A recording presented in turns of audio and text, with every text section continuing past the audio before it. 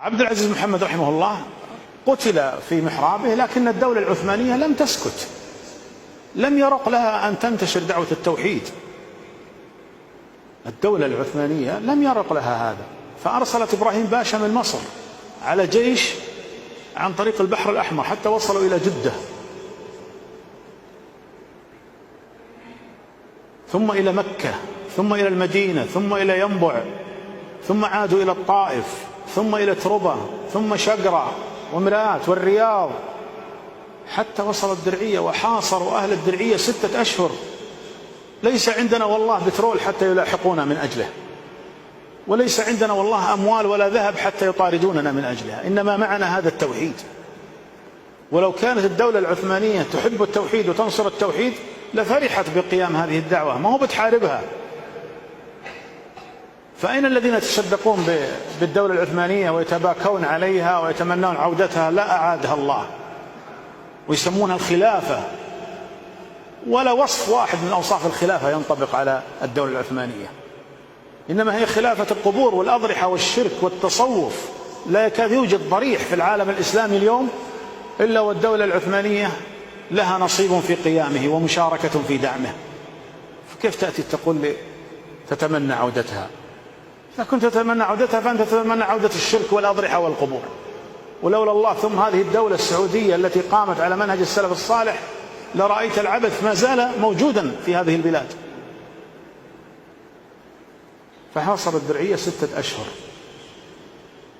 حتى خرج إمام عبد الله بن سعود أمير الدرعية وقال: يا إبراهيم باشا، أنا أسلم نفسي بشرط أن تفك الحصار عن أهل الدرعية. شوف، يقدم نفسه فداء لأهل الدرعية، قال: أنا أقدم نفسي وأسلم نفسي بشرط تفك الحصار. قال إبراهيم باشا: لك ذلك، ولكنه خان العهد، خان العهد. واستمر الحصار على بعض الروايات إلى سنة كاملة على الدرعية،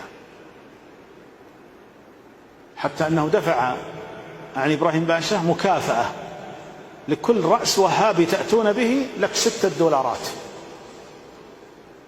يقول المؤرخون كما ذكر ذلك أبو مسعود الندوي وغيره، قال: حتى جمعت أمامه، أي إمام إبراهيم باشا، ما يقارب 5000 جمجمة من جماجم أهل التوحيد. ثم دخل الدرعية يعيث فيها فسادا، فجاء إلى الإمام سليمان بن عبد الله صاحب كتاب تيسير العزيز الحميد. ولو سئلنا أو حطينا مسابقة قلنا من مؤلف كتاب تيسير العزيز الحميد، والله ربما لن يجيب أحد إلا أن يشاء الله. لكن أهل السنة وأهل العلم ومحبي التوحيد يعرفون سليمان بن عبد الله، شاب عمره 33، جيء به مكبل بالسلاسل والأغلال إلى المقبرة، ثم جاء إبراهيم باشا بالفرقة الموسيقية فعزفت وسط المقبرة، ولما انتهت أمر بإطلاق البارود على سليمان بن عبد الله، فتناثرت أشلاءه في أماكن بعيدة من جسده، مزقوه تمزيقا. ثم جاء إبراهيم باشا يتبجح بهذه الجريمة، وذهب إلى والد سليمان اللي هو عبد الله بن محمد بن عبد الوهاب رحمهم الله، يتبجح عنده باللهجة المصرية ويقول له: أتلنا ولدك يا عجوز. فقال له الإمام عبد الله والد سليمان: لو لم تقتله أماته الله.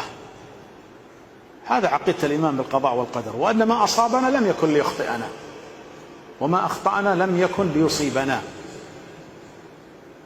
هذه العقيدة الصحيحة التي نشأ عليها أئمة الدعوة رحمهم الله. ثم جاءوا بعبد الرحمن بن حسن صاحب كتاب فتح المجيد شرح كتاب التوحيد، جاءوه وأخذوه أسيرا هو وأسرته ومن بقي من آل محمد بن الوهاب وآل محمد بن سعود، وأخذوهم إلى مصر إلى القاهرة. يقول الجبرتي في تاريخه: فبيعت النساء في أسواق القاهرة، الأم تباع لرجل وابنتها تباع لرجل آخر من هؤلاء الأسرى. وأما البقية فأخذوا إلى اسكندرية وعلقوا هناك في مشانق الإسكندرية. وبقي الإمام عبد الله بن سعود ومن معه أخذوا إلى اسطنبول عاصمة إيش؟ الدولة العثمانية، اللي تباكى عليها بعض دعاتنا من مشايخ الصحوة وأمثالهم.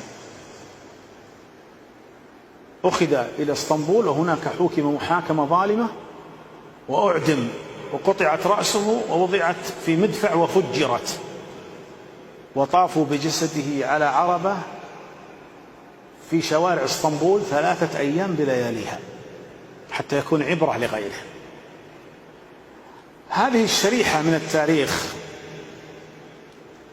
وهذه القطرة من البحر العظيم من سير هؤلاء الأئمة أكثرنا لا يعرفها، بل لأول مرة يسمعها. أقول قدموا أرواحهم ومهجهم وأنفسهم وكل غالي ونفيس من أجل أن تقوم دولة التوحيد. لأن دولتنا يا أخوان ما قامت على انتخابات ولا برلمانات ولا تصوير كاميرات وفلاشات ولا كراسي اقتراع ولا صناديق انتخاب. قامت على رؤوس قطعت ودماء أريقت وأرواح أزهقت لأجل أن يقوم صرح التوحيد الذي نتفيأ ظلاله اليوم. ويا ليتهم تهنوا فيه رحمهم الله. أنا وأنت اللي ورثنا هذا الخير العظيم، هذه النعمة العظيمة، أنا وأنت ورثنا.